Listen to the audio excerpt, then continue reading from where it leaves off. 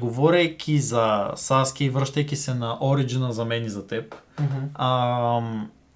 и за историите, да завършим цялата скоба с историите, ти лично, връщайки се назад, говорейки само за Наруто, можеш естествено, нали, да включиш продължението на историята на даден персонаж от Боруто, ако всъщност има такава.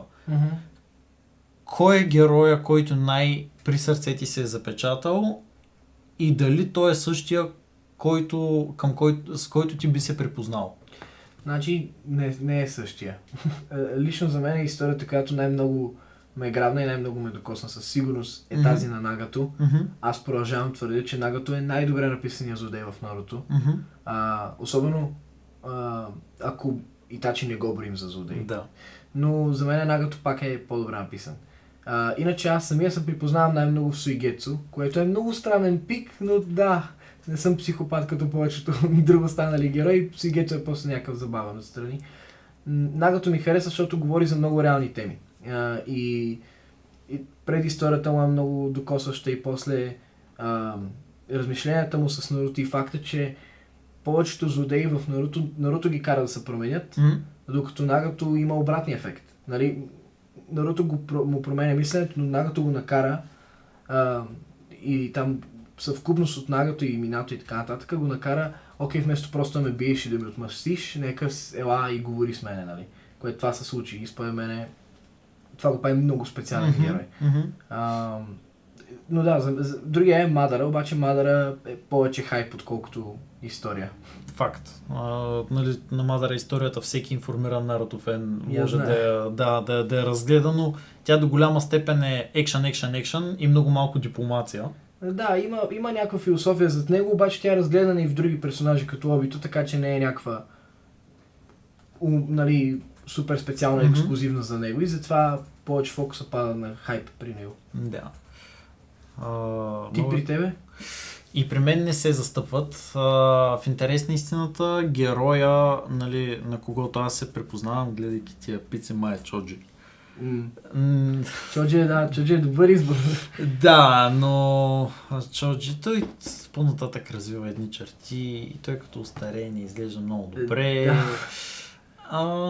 Така че по-скоро герой, в който наистина се припознавам в историята му е Тобирама, може би, заради самия характер, който той проявява. Първо, нали, да има желанието да се учи от най-добрите, да гони наистина висшите цели и не само за себе си, но и за селото. За селото, да. Да отдели изключително много време да подобри живота и за себе си, и за хората след себе си. Да измисли толкова много полезни неща. Нали, естествено, той не е измислил камъка и огъня, но той пък е измислил доста приложими техники, които той, ако се замислиш, той буквално изгражда организациите не само на него цел, но и всички останали села.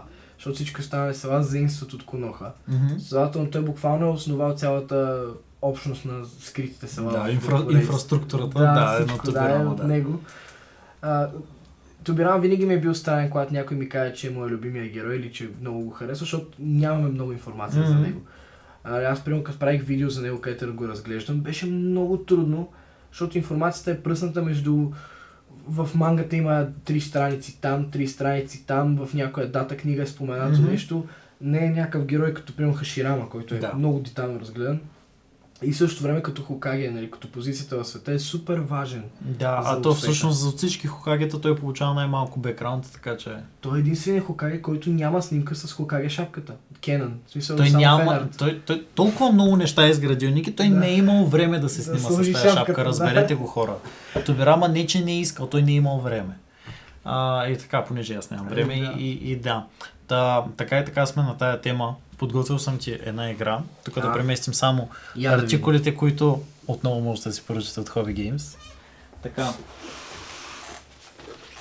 Играта се казва Кой е любимото ти шиноби? На българското шиноби, кой му е любимото шиноби?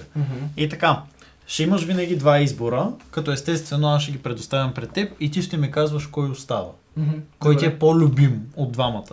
Защото всички са любими. Наистина всички са любими, ще го видите още от самото начало. Така, започваме. Добре. Така, първо откриваме с Тентен и Сакура, драги зрители. Кой, Ники, е твоят любим персонаж? Я кажи, кой по-любим от двата? Избирам Сакура. Лош избор. Добре, продължаваме. Спри. Така, продължаваме. Имаме Сакура и Темари. Темари, топ лайф. Темари печели, да, чудесно. И тя играе с вятъра, така. Темари или Мъжей? Шикамаро ми хареса повече. Добре, няма да й казвам. Така, продължаваме. Убиецът пчела. Шикамаро предпочитам. Сериозно? Killer Bee не е моя, да, не ме кефи. Добре, пиша му за дистрак. Скъпи приятели, ако имате номера на Killer Bee или някакви контакти, пишете ги долу в коментарите, трябва да се измисли дистрак. Така, Шикамаро или Орочимаро? Шикамаро предпочитам. Орочимаро има много гадни наклонности към деца. Tu си има дете, бе, сега. Мани ти. Така. Шикамаро или баба? Баба Цунаде е много ясно. Няма как. Интересно, добре. Така. Цунаде или Болка? Болка. Болка. Болка предпочитам. Странен човек си ти, добре. Няма как. Така. Болка или Сенсей? Тук много хейче изява. Болка предпочитам. Добре. Така. Вече се страхувам. Ох, май. Така. Болка или Какаши? Какаши предпочитам. Чудесен избор. Да, тук си пазя здраве. Представяш ли си в някакъв момент да се окаже, че Годжо е правнук на Какаши? Няма значение. Да, ще е скандал. Така. Какаши или Обито? Обито. Предпочитам. То със същия. И двамата така или иначе споделят едно око. Така че 50-50. Да кажем, че го избра той на око. Да. Така, Обито или Хаширама? Обито предпочитам. Хаширама ми е много еднотипен. Добре, продължаваме. Обито или Итачи? Итачи избира. Добре, кой от двамата е злодей? Я кажи. Обито е злодей, Итачи не е злодей. И Обито не е злодей. Обито си е злодей, Итачи е жертва на обстоятелствата. Този е жертва на манипулациите. Той е глупав. Добре, напишете в коментарите също дали Обито всъщност е злодей или просто антигерой. Също в коментарите можете да напишете и на кои анимета би ви било интересно да направим епизоди и да разгледаме някакви теми. Обито или човека, който тотално не го е манипулирал? Мадъра предпочитам. Добре, стокхолмски синдром. Да.